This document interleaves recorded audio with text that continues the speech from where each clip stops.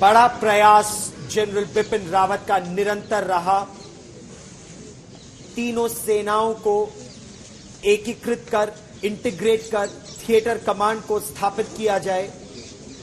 उस प्रयास में खासा आगे बढ़ भी गए थे और हमें जो जानकारी उनसे मिलती थी, उनकी टीम से, उनके स्टाफ से, उनका प्रयास यही था 15 अगस्त को अगर हरी झंडी मिल जाती तो अभी से शुरू कर देते।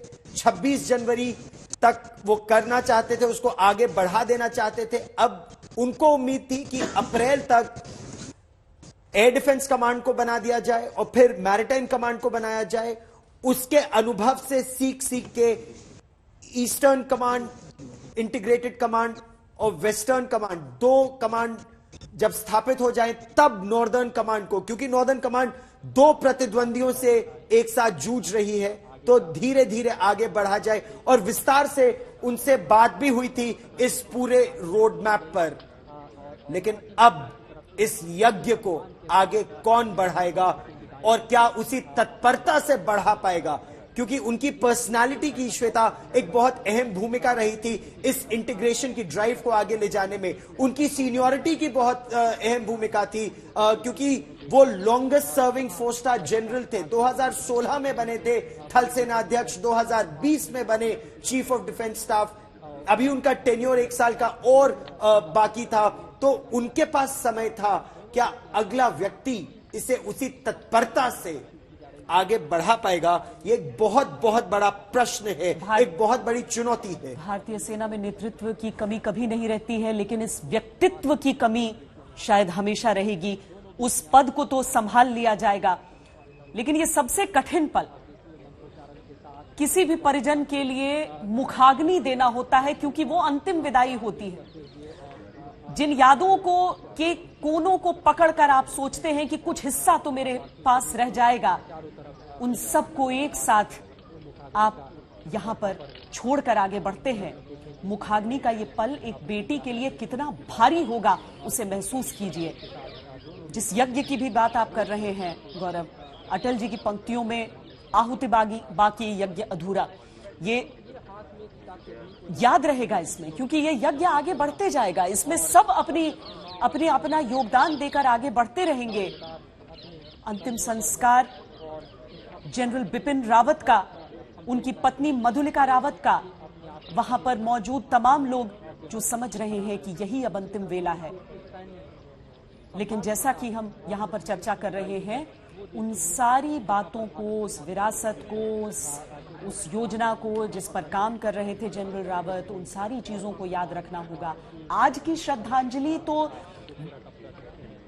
व्यवहारिक श्रद्धांजलि है, लेकिन जो श्रद्धांजलि हमेशा हमेशा के लिए दी जाएगी, वो श्रद्धांजलि है उनकी इस विरासत को आगे बढ़ाते हुए उसे संजोना, उसे संभालना।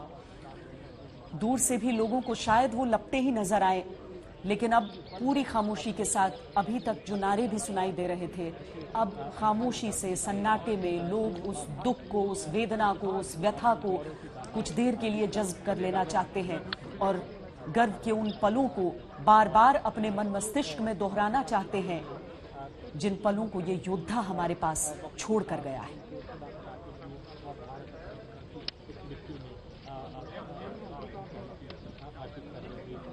जनरल सहाय, अभी तो इतने लोग आसपास हैं, अभी तो पूरा विस्तृत सैन्य परिवार आसपास है, लेकिन वो अकेलापन तो इसके बाद वो दर्द देगा जब अनुभूति होगी कि नहीं लौटेंगे जनरल रावत, मधुलिका रावत या जो और हमारे वीर इस हेलीकॉप्टर क्रैश में मारे गए।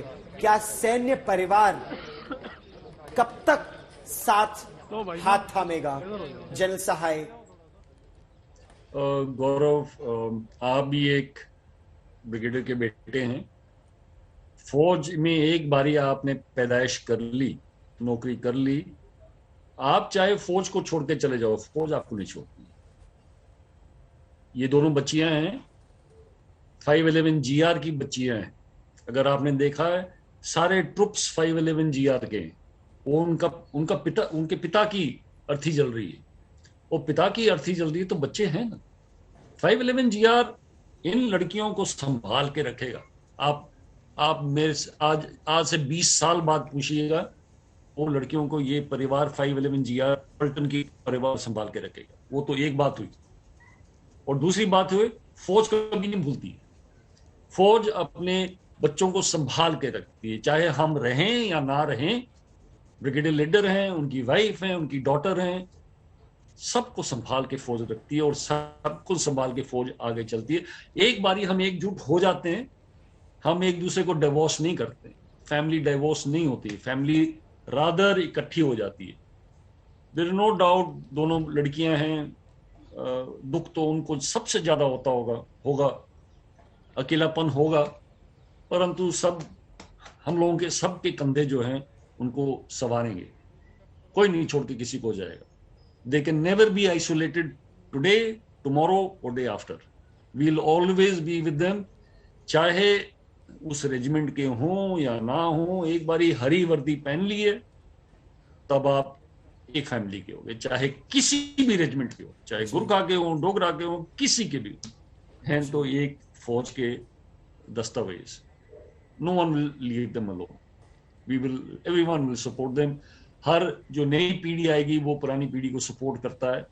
हमारी रेजिमेंट्स में जब हम जाते हैं, अभी रिटायर हो गए हैं, जब जाते हैं तो यंग लोग हमारे पास आके हमसे चीजें पूछते हैं कि कैसे होता था, क्या होता था, क्या नहीं होता था। तो अपना विजडम और एक्सपीरियंसेस उनको देते हैं, जिसके ऊपर छवि खड़ी होती है। जैसे जनरल शंकर प्रसाद ने बोला, वो एक रास्ता दे गए और रास्ते पे खड़ा होना भी एक बहुत बड़ी चुनौती है, और खड़े होंगे, क्यों नहीं होंगे। ऐसे ऐसे हमारे पास जनरल हैं जिनकी आप गिनती अगर करेंगे तो it will be few down the line you will say my God, ये क्या कर दिया इन लोगों ने। जनरल रावत से भी आगे निकल गई, but yes, general Rawat foundation लेकर के गए। और आखिरी मोमेंट में भी देखिएगा, जनरल रावत देश को कुछ सिखा रहे जी, अपनी बेटियों की श्रद्धांजलि से अपने पेरेंट्स को कुछ सिखा के जा रहे हैं देश को, कि लड़का लड़की सब बराबर है, बच्चे सब बराबर है, जेंडर बायस मत कीजिएगा। जितने लड़के की ओहदा है उतनी लड़की की उससे ज्यादा ओहदा है। ये एक एंड की सबक पूरे देश को देके जा रहे। It can never be a bigger thing than what general Rawat has done.